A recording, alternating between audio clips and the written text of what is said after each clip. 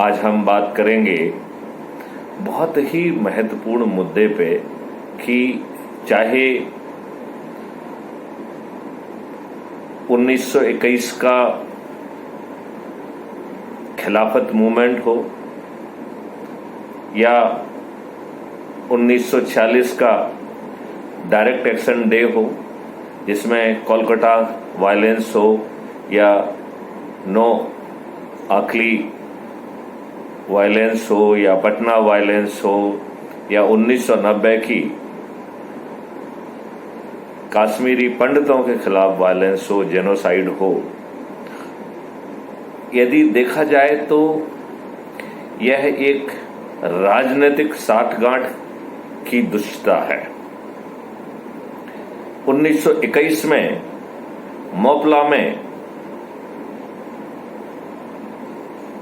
Turkey के खलीफा का favour करते हुए गांधी जी ने जो इस मूवमेंट का समर्थन किया और ये खिलाफत मूवमेंट एक जिहाद मूवमेंट में कन्वर्ट हो गया, जिसमें बड़ी संख्या में हिंदुओं का नरसंहार किया गया, महिलाओं का चीरहरण किया गया, उनका बलात्कार किया गया।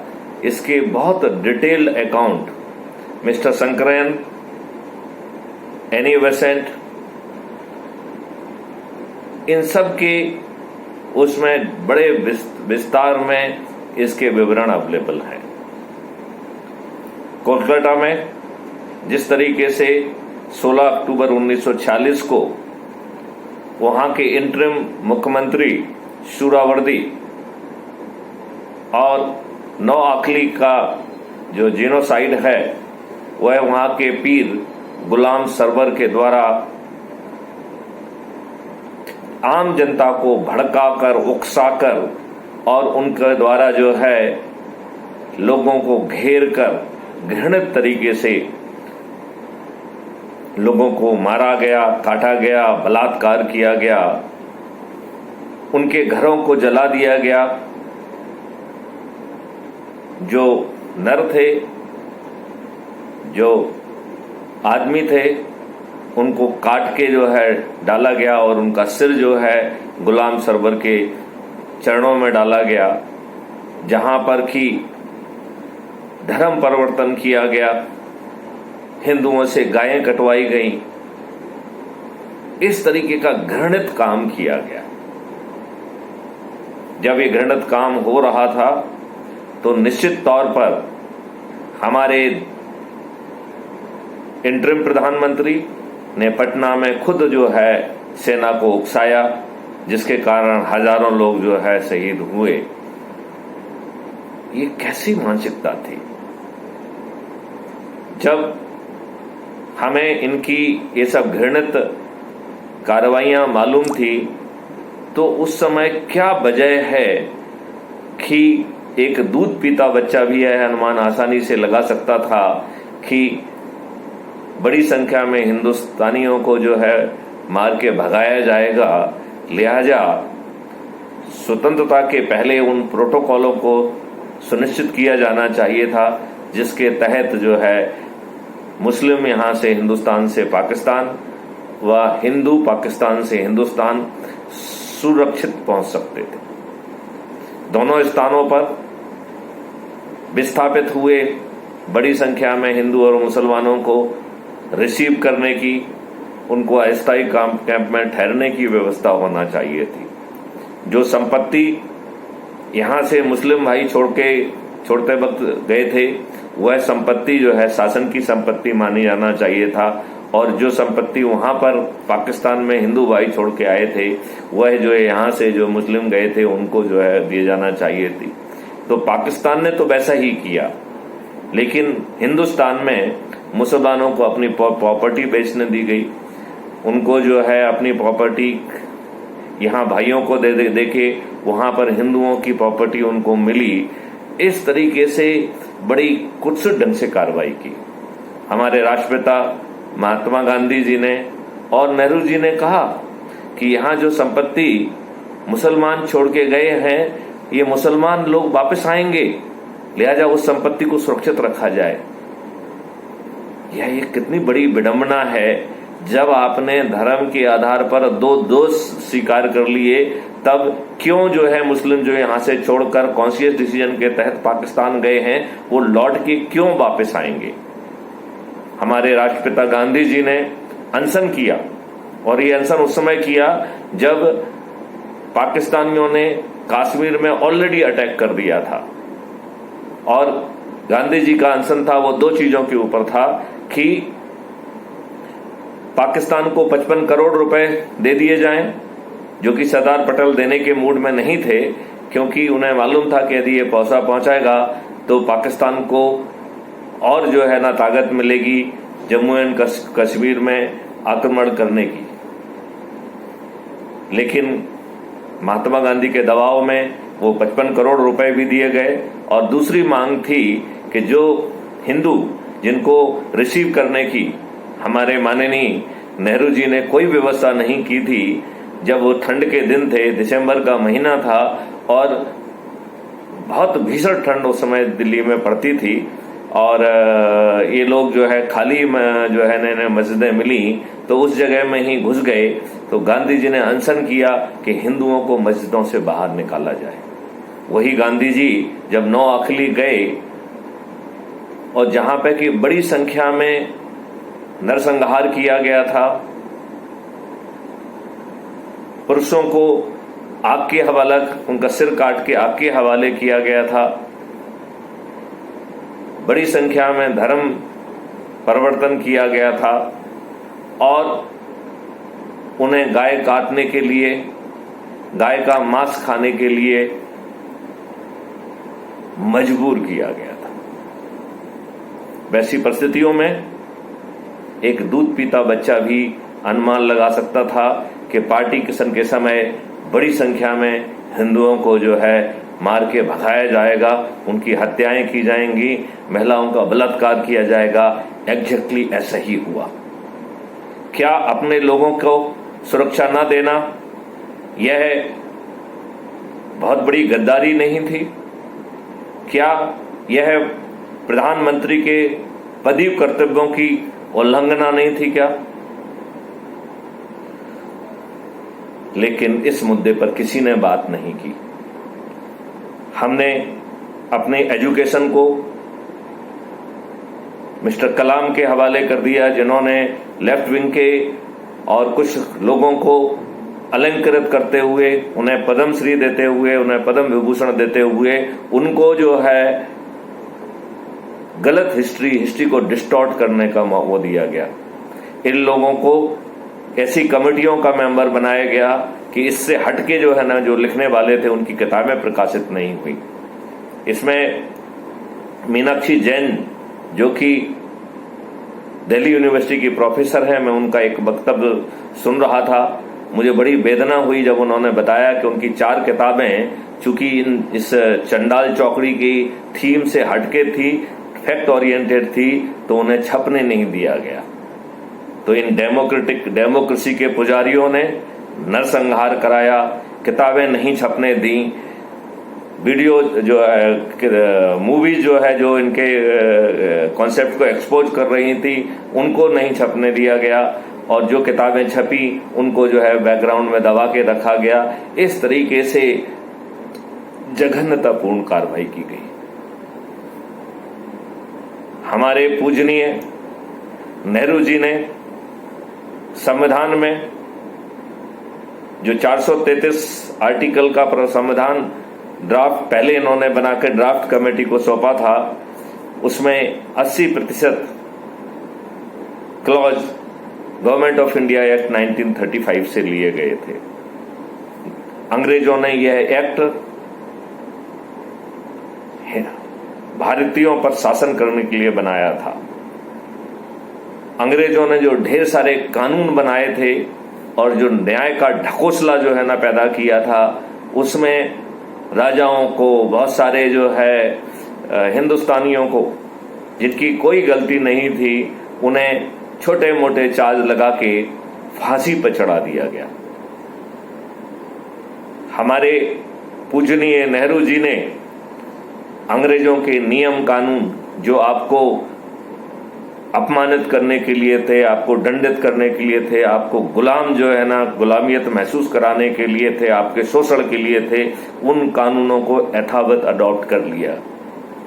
इन्होंने अंग्रेजों की व्यवस्था, जिसको ब्यूरोक्रेसी और जुडिशरी कहते हैं, उसको लगभग यथावत जो है अडॉप्ट कर लिया।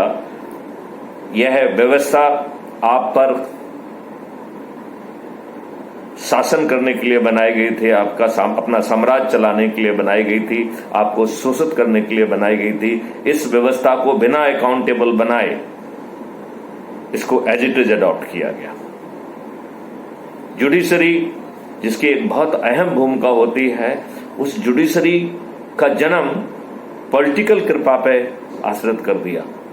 आज एक वकील जो कि राजनीतिक मेहरबानी से हाई कोर्ट के जज के रूप में जन्म लेता है, यदि वो कम उम्र में हाई कोर्ट का जज बनने में सफल होता है तो वो आगे चल के supreme court of justice chief justice of India बनेगा। यह अपने आप में प्रेडिक्ट किया जा सकता है।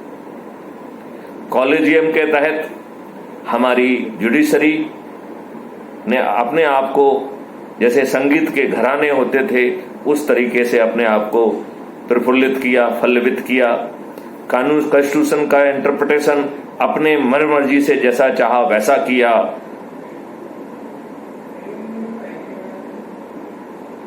ये राजघराने में यदि कोई व्यक्ति धोखे से घुसने में सफल हो जाता था तो एक घराना और चालू हो जाता था।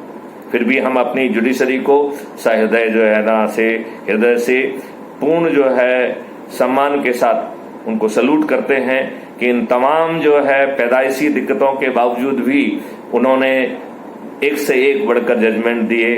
आज थोड़ी बहुत जो आशा बंधी हुई है वो जुडिशरी से बंधी हुई है। हमारे नेहरू जी ने अपनी पुलिस को 1861 के पुलिस एक्ट से जो है ना अभी भी गवर्न कराया है, जबकि अंग्रेजों ने 1861 का पुलिस एक्ट प्रथम स्वतंत्रता संग्राम जैसा क्रांति ना हो और उसको कैसे प्रभावी ढंग से दमन किया जाए उसके लिए बनाया गया था।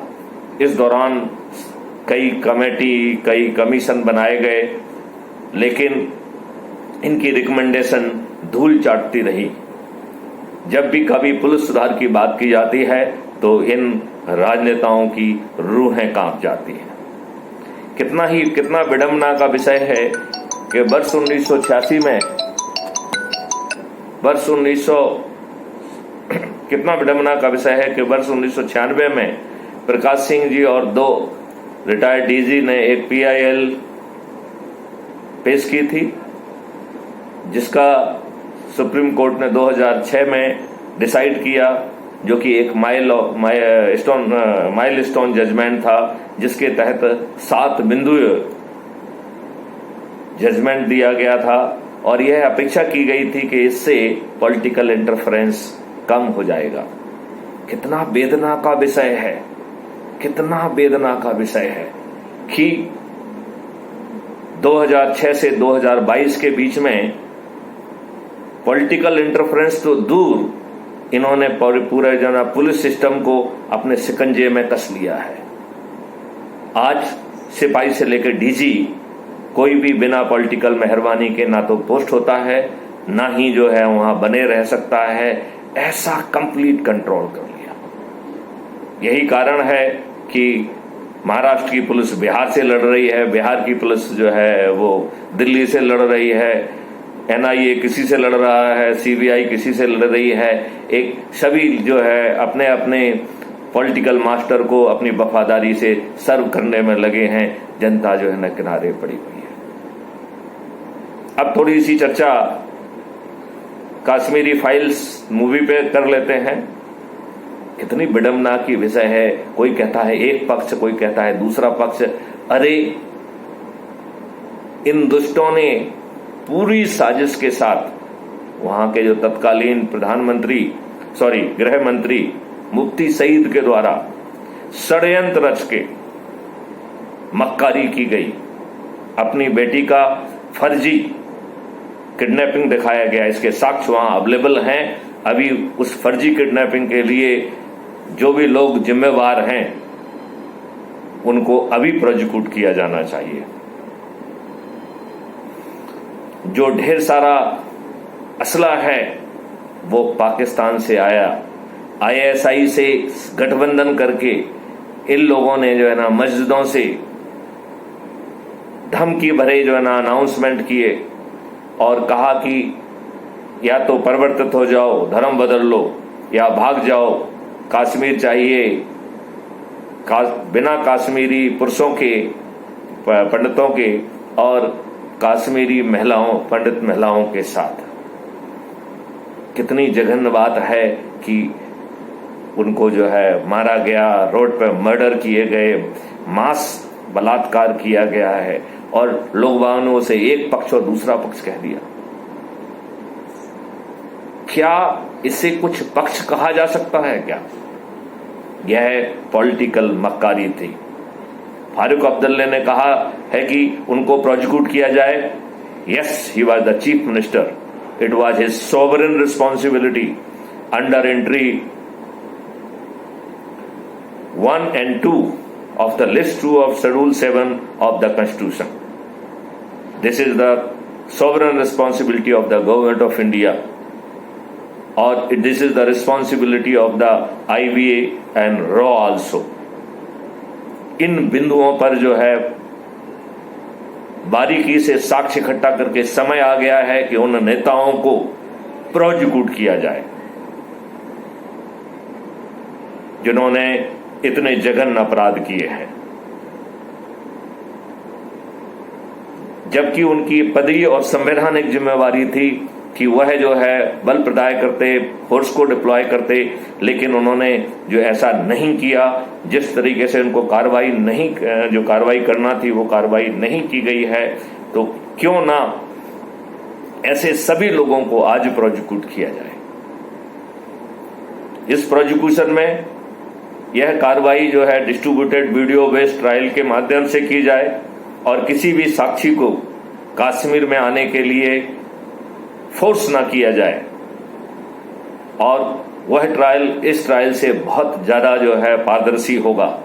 इसमें उन सभी जो है ना राजनीतिक शक्तियों को जो है प्रोसिक्यूट किया जाए जिन्होंने घुल मिल के और जो है ना वो करके उस समय जो रिस्पॉन्स संविधान ने उनसे अपेक्षा की थी उन्होंने नहीं किया है, उसको जो है देशद्रोह मानते हुए उनको प्रोसिक्यूट किया जाना चाहिए।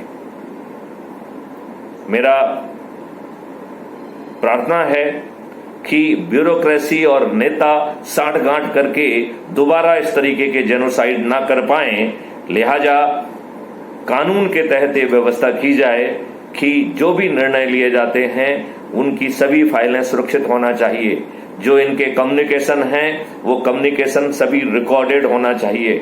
वो रिकॉर्डेड कम्युनिकेशन को नष्ट करने का जो है ना कोई संज्ञेय अपराध माना जाना चाहिए।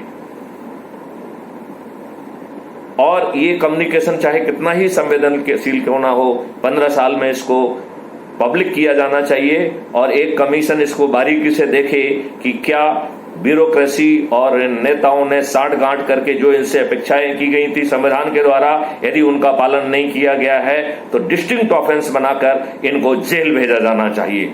जब तक हम ऐसी सख्त व्यवस्था नहीं करेंगे तब तक ये नेता और ये ब्यूरोक्रेट अपने लाभ के लिए गठजोड़ करके जनता के साथ जो है ना गद्दारी करते रहेंगे, देश के साथ गद्दारी करते रहेंगे और इसी तरीके का जीनोसाइड होता रहेगा। हमारा संविधान आर्टिकल 25 के तहत हमें conscience of religion, propagation of religion की जो है का हक देता है, राइट देता है, फंडामेंटल राइट देता है। फिर ये फतवा क्या क्वेश्चन नहीं है, इसे पृथक से जो है संज्ञेय अपराध बनाया जाना चाहिए।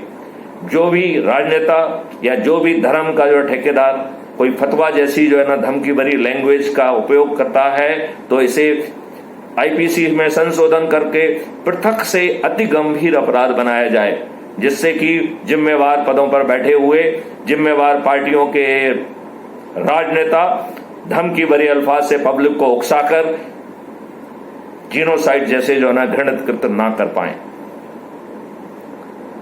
तो चाहे वो धार्मिक फतवा हो या राजनीतिक घृणित जो है उकसाने की वाली कार्रवाई, यह सभी जो है कॉग्निजेबल ऑफेंस होना चाहिए, नॉन वेलेबल ऑफेंस होना चाहिए और मिनिमम 10 साल की सजा होना चाहिए और सजा भी कॉन्जिक्यूटिवली चलेगी, ये व्यवस्था की जाना चाहिए। इनके ट्रायल दी गई समय सीमा 1 महीने के अंदर वीडियो बेस्ड ट्रायल किए जाएं। इसके लिए एडॉक जजेस की नियुक्ति की जा सकती है और हर हालत में 1 महीने में प्रोसिक्यूशन सुरक्षित किया जाए, जिससे ये बदमाशी करने वाले, मक्कारी करने वाले राजनेता जेल की सलाखों के पीछे पहुंचे। अब थोड़ी सी चर्चा उत्तर प्रदेश की चुनाव की कर लेते हैं। उत्तर प्रदेश के चुनाव में जो जीत हुई है वो भारतीय जनता पार्टी की जीत नहीं हुई है, वो योगी जी की जीत हुई है और मोदी जी की जीत हुई है। और योगी जी की जो है अपराधियों के विरुद्ध जो सख्त कार्रवाई की गई है, महिलाओं को जो सुरक्षा प्रदान की गई है, ये उसकी जीत हुई है। तो सीट कोई भी हो, चेहरे 2 ही लड़ रहे थे, योगी और मोदी। जब योगी और मोदी ही लड़ रहे थे और उसके पीछे खड़ा हुआ जो उम्मीदवार था उसका चेहरा महत्वपूर्ण नहीं था, उसका खुद का कद महत्वपूर्ण नहीं था, फिर क्या वजह है कि जो जीतने वाले एमएलए हैं उसमें 51% जो है अपराधी चरित्र के व्यक्ति हैं। जब योगी और मोदी जी का चेहरा लड़ रहा था, फिर इन अपराधियों को टिकट क्यों दिए गए? यदि इसमें यह कहा जाए कि चूंकि दूसरे तरफ भी जो है ना अपराधियों को टिकट दिया गया था और लोहे को लोहा काटता है, तो माननीय मोदी जी पीआईएल में माननीय सुप्रीम कोर्ट ने आपसे ऑलरेडी निवेदन किया हुआ है कि अपराधी चुनाव ना लड़ पाए, वो हमारे प्रतिनिधि ना बन पाए, ऐसा प्रावधान जो है पीपल्स रिप्रेजेंटेटिव एक्ट में संशोधन करके किया जा सकता है। तो आपने उत्तर प्रदेश चुनाव के पहले यदि ऐसा संशोधन कर दिया होता तो आपको इन 51% एमएलए जो कि अपराधी कृत्य के लोग थे, उनको जो है आपको एमएलए नहीं बनाना पड़ा था। उनमें से बहुत सारे जो है मंत्री और उप मुख्यमंत्री भी बन जाएंगे। तब जो है आप कैसी व्यवस्था देना चाहते हैं? कहीं ना कहीं ये आपराधिक चेहरे अपने चारों तरफ जो है गुंडा मवाली और अपराधियों की फौज इकट्ठी कर रहे हैं। माननीय नरेंद्र मोदी जी, आपको यह विदित होना चाहिए कि यह गुंडे मवाली जिनको मंच पे बिठा के हम उनको कहना चाहिए कि उनको महिमा मंडित करते हैं, उनको फूल मालाएं पहनाते हैं, बहुत सारों के तो स्थायी वारंट होते हैं जिन पुलिस को उनको उठा के लॉकअप में बंद करना चाहिए, वही जो है उनका जो है सैल्यूट करने के लिए मशन भी कराती है। ऐसी व्यवस्था एक अच्छे जो है सिस्टम को जन्म नहीं दे सकती है। हम पॉलिटिकली बेनिफिट के लिए सिलेक्टिव नहीं हो सकते हैं। व्यवस्था होना चाहिए। मैं आपसे अनुरोध करता हूं कि देश के हित में आप पार्टी विहीन प्रजातंत्र लाइए, क्योंकि इस पार्टी तंत्र ने प्रजातंत्र की हत्या कर दी है। आज हमारा चुना हुआ प्रतिनिधि, चाहे हमने उसे दारू के एवज में, चाहे उसे पैसे के लिए, चाहे उसे फ्रीबी के लिए, चाहे उसे साड़ी के लिए ही क्यों ना हमने इलेक्ट किया हो, वह हमारा चुना हुआ प्रतिनिधि है, उसे हमें रिप्रेजेंट करना चाहिए। आज आपकी पॉलिटिकल भिप के कारण हमारा चुना हुआ प्रतिनिधि हमको जो है रिप्रेजेंट करने की हिम्मत नहीं रखता है, औकात नहीं रखता है। ना वो पार्लियामेंट के अंदर हमको रिप्रेजेंट करता है, ना पार्लियामेंट के बाहर। पार्लियामेंट के बाहर वह पार्टी डिसिप्लिन से बना हुआ है। यह अत्यंत लज्जा का विषय है कि हमारे नेहरू जी ने एक ऐसा पीपल्स रिप्रेजेंटेटिव एक्ट लाया जिसके तहत प्राइवेट पॉलिटिकल पार्टी एक प्राइवेट कंपनी के तौर पर विकसित हो गई हैं, परिवार कंपनी के तौर पर विकसित हो गई हैं। यह सोची समझी घृणित चाल थी, जिससे नेहरू जी चाहते थे कि उनके वंश का हमेशा जो है ना काबिज बना रहे, और वो काफी हद तक इस काम में सफल भी हुए। लेकिन माननीय मोदी जी, आपके तो आगे कोई नहीं है, पीछे कोई नहीं है। आपसे तो अपेक्षा की जाती थी कि इन कानूनों में आप संशोधन कर दीजिए। मैं आपसे फिर से विनय और प्रार्थना करता हूं कि पीपल रिप्रेजेंटेटिव एक्ट में संशोधन करिए, पार्टी को डेमोक्रेटिक बनाइए, राजनेता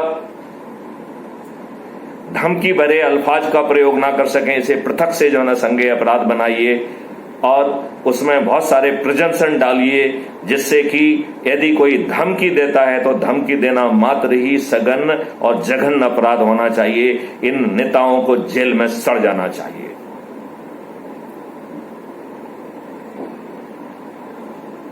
हमें तत्काल ऐसा नियम बनाना चाहिए जिससे कि ये अपराधी चुनाव ना लड़ पाए। इनका ऐसा कोई राइट नहीं हो सकता है कि इन्हें चुनाव लड़ने का हक हुआ है और चुनाव से ही लड़ेंगे। हम इसमें वो भी प्रावधान कर सकते हैं कि जो लोग बाग हैं वो एक क्रम से जो है ना लड़ने के बाद ही जो है ना हायर लेवल पर जो है लड़ने के लिए पहुंच पाएंगे। उससे जो है जो बड़े बड़े घरों के जो जिनके बड़े नेताओं के जो बच्चे हैं वो सीधे जो है रॉकेट बनते हुए सीधे मंत्री और उप मुख्यमंत्री और मुख्यमंत्री बन जा रहे हैं। ऐसी चीजों को टाला जा सकेगा। तो हमें पार्टी तंत्र विहीन प्रजातंत्र चाहिए, हमें अपराधी विहीन राजनीति चाहिए। मैं आपसे पुनः प्रार्थना करता हूं कि आप मेरे वीडियो को देखिए कि कैसे हम एक्सपेंडिचर फ्री चुनाव व्यवस्था ला सकते हैं। बहुत ही साधारण है, बिना किसी खर्च के चुनाव हो सकेंगे। चुनाव के दौरान खर्च करना अपने आप में एक अपराध होगा। पॉलिटिकल पार्टियां एक एनजीओ की तरह काम करेंगी, जो कि देश के लिए क्या अच्छा है, क्या कानून बनना चाहिए, नेताओं का चरित्र निर्माण करना उनका काम रहेगा। जैसे ही चुनाव घोषित होता है, यह सभी पॉलिटिकल पार्टियां स्वतः सुप्त हो जाएंगी। उनके द्वारा किसी का चुनाव प्रचार नहीं किया जा सकेगा। तो किस पार्टी के द्वारा, पॉलिटिकल पार्टी के द्वारा यदि किसी का चुनाव प्रचार किया जाता है तो यह संज्ञेय, नॉन वेलेबल और 7 साल की मिनिमम सजा का प्रावधान उसमें किया जाए। ऐसे ही कोई दूसरा व्यक्ति किसी का चुनाव प्रचार नहीं कर सकता है, तो किसी व्यक्ति का चुनाव प्रचार करना अपने आप में संज्ञेय अपराध बनाया जाए। 1-to-1 कैनवासिंग ही सभी बुराई की जड़ है।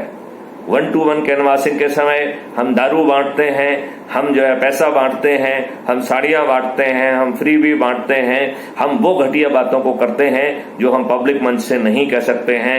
लिहाजा 1-to-1 canvassing should be a crime. Committing an expenditure during the election should be an crime, should be a crime. अब मैं ये कहना चाहता हूं कि जो हमारे ये नेता हैं, ये मास नेता हैं, इन्हें 1-to-1 कैनवासिंग प्रतिबंधित होना चाहिए। और जो ये कैनवासिंग करना चाहते हैं वो डिजिटल कैनवासिंग होना चाहिए। और ये डिजिटल कैनवासिंग के लिए जो वीडियोस बनाना है, इसकी फैसिलिटेशन की जिम्मेवारी इलेक्शन कमीशन ऑफ इंडिया की होना चाहिए। उसका प्रोपोर्शनेट रिले हो, यह जो है भी जिम्मेवारी इलेक्शन कमीशन की होना चाहिए। यदि जो प्रोपोर्शनेट रिले ना करके यदि कोई फेवर किया जाता है तो यह संज्ञेय, नॉन अवेलेबल, जघन्य अपराध माना होना चाहिए। और जो इलेक्शन कमीशन ये चुनाव करा रहा है, उसके अधिकारी यदि लाभ पहुंचाने के लिए, अपने हित के लिए लाभ पहुंचाने के लिए कोई कार्रवाई करते हैं तो उन्हें जेल जाने की व्यवस्था होना चाहिए। हमें साइबर क्राइम फ्री भारत चाहिए, जो कि बहुत आसानी से पैदा किया जा सकता है। माननीय नरेंद्र मोदी जी, मैं आपसे प्रार्थना करना चाहता हूं कि मैंने इस बारे में एक वीडियो जारी किया है कि कैसे हम साइबर क्राइम फ्री भारत बहुत आसानी से 3 से 6 महीने के अंदर पैदा कर सकते हैं। पेपर करेंसी सभी अपराधों की जड़ है। इसी से जो है ना काला बाजारी होती है, इसी से काला धन पैदा होता है, इसी से जो है ना ड्रग माफियों को पैसा जाता है, इसी से नक्सलाइट्स को पैसा जाता है, इसी से टेररिस्ट को पैसा जाता है, इसी से टुकड़े टुकड़े गैंग को पैसा जाता है। लिहाजा हम अभी से तय कर दें कि आज से 1.5 साल के इस फलाने तारीख से सभी पेपर करेंसी जो है वो डिमोनेटाइज हो जाएगी। इस दौरान हम साइबर क्राइम फ्री भारत के साथ साथ जो है डिजिटल करेंसी के उपयोग को जो है बढ़ाएं, जिससे कि जो कट ऑफ डेट जो हम 2024 की रख लें चुनाव के पहले की, उस डेट तक जो है हमारा जो है गरीब से गरीब व्यक्ति भी जो है वो डिजिटल करेंसी का उपयोग करने का आदी हो चुका होगा। इस बारे में मैं माननीय नरेंद्र मोदी जी की तारीफ करना चाहूँगा, उनकी प्रशंसा करना चाहूँगा, उनकी स्तुति करना चाहूँगा कि उन्होंने इस बजट में अपने फाइनेंस मिनिस्टर को इस बात के लिए आदेश दिया कि डिजिटल करेंसी को जो है ना क्रिएट किया जाए, डिजिटल करेंसी जो है ना का वो किया जाए। और आरबीआई ने बेसिक फोन पर भी फोन पे का जो है व्यवस्था लाई है। ये दोनों ही विषय अत्यंत ही प्रशंसनीय हैं, साधुवाद के वो लायक हैं। मैं मुक्त जो है ना कंठ से माननीय नरेंद्र मोदी जी की जो है ना स्तुति करता हूँ, उनकी जो है ना प्रशंसा करता हूँ और उनसे अपेक्षा करता हूँ कि वह जो है 1 अगस्त 2024 तक पूरी तरह से जो है पेपर करेंसी को मुक्त करते हुए सिस्टम को डीमोनेटाइज करके और केवल डिजिटल करेंसी को पैदा किया जाए। जैसे ही डिजिटल करेंसी होती है, हम जो है उस पर 2% ट्रांजैक्शन फीस के सिस्टम के साथ टैक्स फ्री भारत को लेके आएंगे। माननीय नरेंद्र मोदी जी, मैं आपको आश्वस्त करना चाहता हूं कि आपको 4 गुना से 10 गुना अधिक जो है पैसा जो है अवेलेबल होगा, क्योंकि हमारा फिर बेस बढ़ के पूरा 100% हो जाएगा। हम जो है आसानी से अपना इंफ्रास्ट्रक्चर, इंटरनल और एक्सटर्नल सिक्योरिटी को जो है ना इम्प्रूव कर पाएंगे। मेरा यह भी मानना है कि जहर मुक्त कृषि जो है हमारी प्राथमिकता होना चाहिए। यदि आज जो है 16 करोड़ लीटर दूध पैदा हो रहा है और 64 करोड़ लीटर दूध कंज्यूम किया जा रहा है, इसका मतलब है 48 करोड़ लीटर दूध जो है वो आर्टिफिशियल केमिकली प्रोड्यूस किया जा रहा है। इस बारे में रिसर्च कहती है कि एक आर्टिफिशियली केमिकली प्रोड्यूस यदि मिल्क को लगातार 4 वर्षों तक सेवन किया जाएगा तो 87% पीपल जो है वो कैंसर से पीड़ित हो जाएंगे। बड़ी संख्या में हार्मोन्स के इंजेक्शन लगाए जा रहे हैं, तो गायों में, भैंसों में, बकरियों में, मुर्गियों में, फलों में, सब्जियों में हार्मोनल इंजेक्शन दुष्टतापूर्वक लगाए जा रहे हैं, जो कार्सिनोजेनिक इन नेचर है। कैंसर हमारे अपने सेल का हमारे अगेंस्ट बगावत है। जो सेल जादुई भगवान ने जादुई बनाई है, जिसमें आपकी पुरखों की जाने कितने वर्षों की, हजारों वर्षों की मेमोरी जिसमें है, वो जो है ऐसी चमत्कारिक सेल को, मलाइन सेल को हमने बेनाइन सेल को हमने मलाइन सेल में कन्वर्ट करके कैंसर में कर दिया है। तो कैंसर किसी बैक्टीरिया या वायरस के कारण नहीं हो रहा है। यह जो हम केमिकल एट्रोसिटी कर रहे हैं, जो हम दवाइयों के रूप में मॉलिक्यूल खा रहे हैं, मेडिसिनल मॉलिक्यूल खा रहे हैं, जो हम हार्मोनल इंजेक्शन ले रहे हैं, जो हम केमिकल फर्टिलाइजर पेस्टिसाइड का यूज कर रहे हैं और कृत्रिम दूध और घी का उपयोग कर रहे हैं, इनके कारण जो है इस देश में हर 3 में से 2 व्यक्ति जो है ना कैंसर से पीड़ित होंगे। और जब 2 व्यक्ति कैंसर से पीड़ित होंगे तो हमें और कोई विकल्प हमारे पास शेष नहीं है। हमें एक व्यक्ति को उन 2 व्यक्तियों को अटेंड करने के लिए लगाना पड़ेगा। इसका मतलब है कि 99% लोग डायरेक्टली या इनडायरेक्टली कैंसर जैसी विभीषिका से जूझ रहे होंगे। तब हमारी आर्थिक स्थिति क्या होगी, मानसिक स्थिति क्या होगी, इमोशनल स्थिति क्या होगी, कृषि की स्थिति क्या होगी, इंडस्ट्री की स्थिति क्या होगी, कॉमर्स की स्थिति क्या होगी। हमने कोरोना के समय में देखा है कि डॉक्टर्स ने कैसे जो है अपने तिजोरियां भरी हैं, लिहाजा आप कैंसर से पीड़ित रहेंगे, यहाँ डॉक्टर और नेता मिलके जो है अपनी तिजोरियां भरेंगे।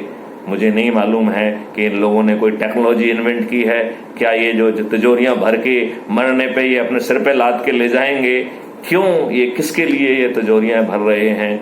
इन दुष्ट नेताओं को और सभी लोगों को इन प्रवृत्तियों से बाज आना चाहिए। अब एक समय आ गया है कि हमें इस व्यवस्था को बदलना होगा। इस व्यवस्था को बदलने के लिए क्राइम फ्री भारत मिशन ने एक ऊर्जा केंद्र का कॉन्सेप्ट जारी किया है, जिसमें ना हमें कोई चक्का जाम करना होगा, ना हमें कोई रेल रोको करना होगा, ना तोड़फोड़ करना होगी, ना हमें दिल्ली जाना होगा, ना जंतर मंतर जाना होगा।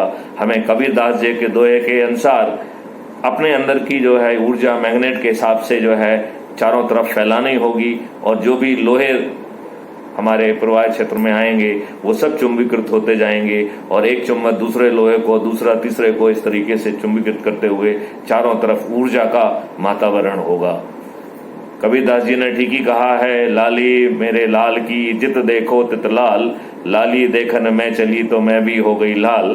तो हम इस तरीके से चारों तरफ ऊर्जा का जो है प्रसारण करें, और उस ऊर्जा केंद्रों के माध्यम से हम बढ़ाते और फैलाते हुए 5-6 महीने में इसे 100 करोड़ और पूरी पॉपुलेशन को 137 करोड़ लोगों को ऊर्जा केंद्र करके उन ऊर्जा केंद्रों के माध्यम से थाली बजाकर, दीपक जलाकर और क्राइम फ्री भारत मिशन के अनुनय विनय प्रार्थना के वीडियो चलाकर इन नेताओं से अनुरोध, विनय और प्रार्थना करेंगे कि ये परिवर्तन आप ले आइए। यदि वो परिवर्तन नहीं लाते हैं तो हम उन्हें विवश करेंगे। यदि वो विवश भी नहीं होंगे तो फिर 545 महा ऊर्जा केंद्र उम्मीदवार के रूप में इसी व्यवस्था के तहत टिकट उम्मीदवार के रूप में खड़े होंगे, और 100 करोड़ और या 137 करोड़ ऊर्जा केंद्रों के माध्यम से बिना चुनाव प्रचार के जीतेंगे, और इन दुष्ट राजनेताओं को इनके गेम में हराएंगे और इनकी जमानतें जब्त होंगी। आओ क्राइम फ्री भारत मिशन से जुड़ो, crime free Bharat YouTube channel को सब्सक्राइब करो। जब क्राइम फ्री भारत का मेंबरशिप ऐप लागू आ जाए तब उसकी मेंबरशिप लीजिए। आपको कहीं जाने की जरूरत नहीं है। आपके जीवन से नकारात्मकता को खत्म कर दीजिए, हताशा को खत्म कर दीजिए, और जो भी आप काम करेंगे उसको ज्यादा जो है ना अच्छे ढंग से कर पाएंगे। आप उतने ही समय में ज्यादा धन कमा पाएंगे, और पूरे पर को जब ऊर्जाकृत आप करेंगे तो उस ऊर्जा से आपको अपने अंदर एक सम्मान की भावना फील होगी, समाज में आपका सम्मान बढ़ेगा, पूरे देश में जो है पॉजिटिव एनर्जी का बोलबाला होगा, चारों तरफ लाल ही लाली की लालिमा रहेगी, और हम इस देश को जो है ऊर्जाकृत कर पाएंगे, हम इस देश को जो है ना चमत्कृत कर पाएंगे। आओ ऐसे भारत को हम जमीन पर स्थापित करें और इन दुष्ट राजनेताओं को इन्हीं के ही शतरंज के खेल में हराएं। जय हिंद, जय भारत, वंदे मातरम।